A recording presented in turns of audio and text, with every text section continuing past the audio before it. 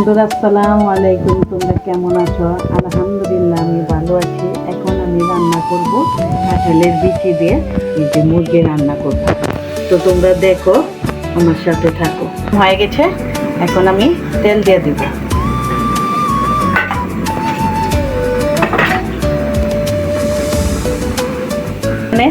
তেজপাতা, দারচিনি, এলাচি, পেঁয়াজ আছে, আমি দিয়ে দিব। মিষ্টি মশলা আড়াই করে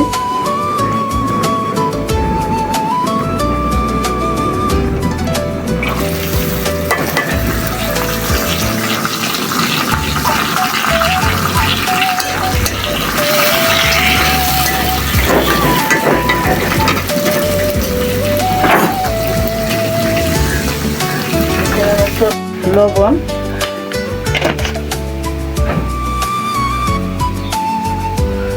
আদা রসুন বাটা, জিরা বাটা,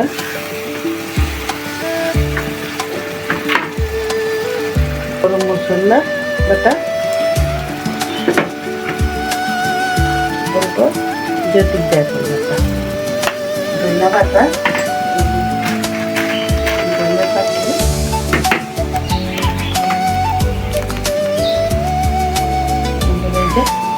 ধনিয়া পাতা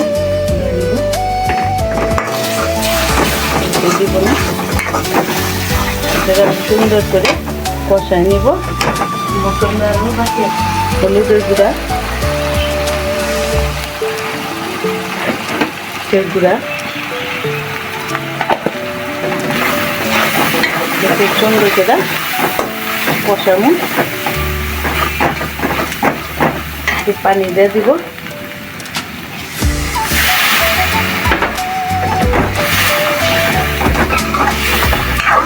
বন্ধুরা দেখেন, খুব সুন্দর করে সব মশলাই আমি দিচ্ছি।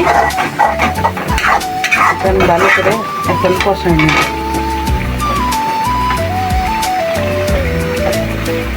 বন্ধুরা এই বিচিটি, কাঁঠাল বিচিটি আমি দিয়ে দিব। আমি পাটার মধ্যে বইসা নিচ্ছি, আর একটু এই বিচিটি আমি ভালো করে কষাই নিব। পুরো গোটাই আমি দিলাম, বিচি কাটবো না। এরকম সুন্দর করে কষায় নেব। হয়ে গেছে, আমি এই মাংসটি দিয়ে দেব।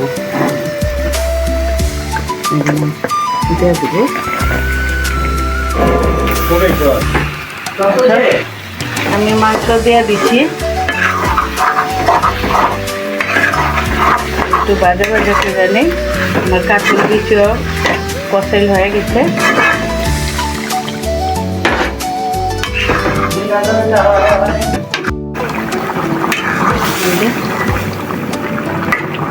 কাঁঠাল বিচিও বইলে গেছে, আর একটু হইব।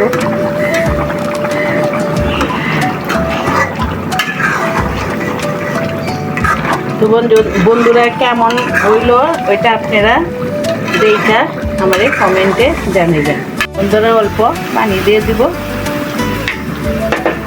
আর আমি এখানে 2টা টমেটো দিয়ে দিচ্ছি, কিন্তু দেখানো হয়নি। টমেটো দিলে ভালো লাগে।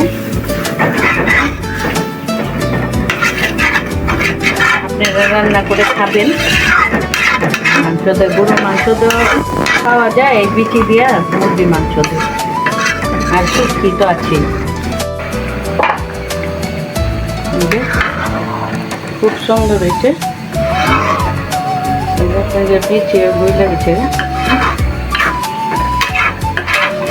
বন্ধুরা এখন আমি তরকারিটা নামাই নিব। বন্ধুরা আমার কাঁঠাল বিচি দেয়া মুরগির মাংস রান্না হয়ে গেছে।